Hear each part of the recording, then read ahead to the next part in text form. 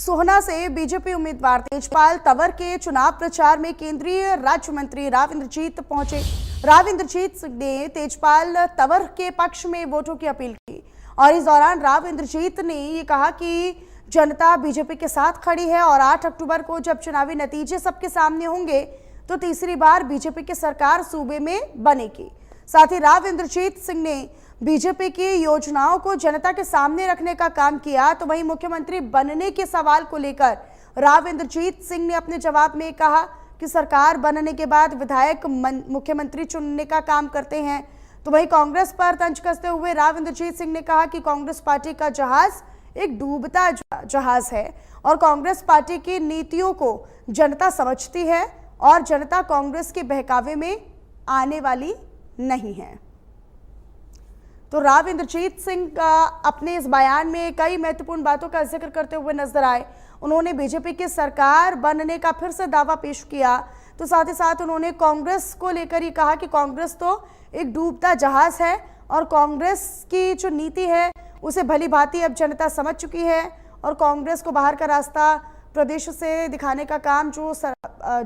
लोग हैं यहाँ के वो करने वाले हैं। तो बीजेपी सरकार तय है, ये राव इंद्रजीत ने कहा है। तो देखिए तमाम जो बड़े नेता हैं वो अपने अपनी पार्टी के जीत के दावे कर रहे हैं।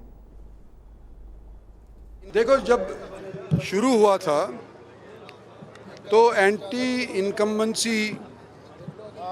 हमारे सर पे जड़ी जाया करती थी और वाजिब भी है कि 10 साल की एंटी इनकम्बेंसी लोगों के जहन के अंदर बैठी हुई थी, लेकिन वो गुबार जो लोगों के अंदर एंटी इनकम्बेंसी का था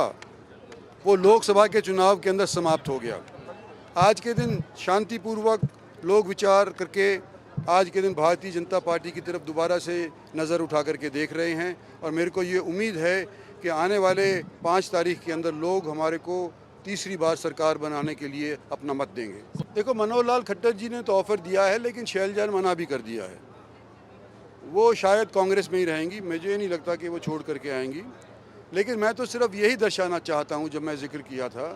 कि जो वर्ग हमारे से बिछट गया था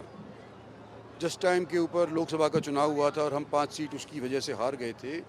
वो वर्ग अगर हमारे पास दोबारा से लौट रहा है तो ये देख कर के ही लौट रहा है कि एक तो हम रिजर्वेशन के खिलाफ नहीं है जैसे कि सोचा जाया करता था, और दूसरा अगर कांग्रेस का समर्थन करेंगे तो जो हालत आज के दिन कांग्रेस के अंदर शैलजा जी की करी है उसी तरह से कहीं हमारी ना हो जाए, इस वजह से लोग हमारे साथ जुड़ेंगे। देखो,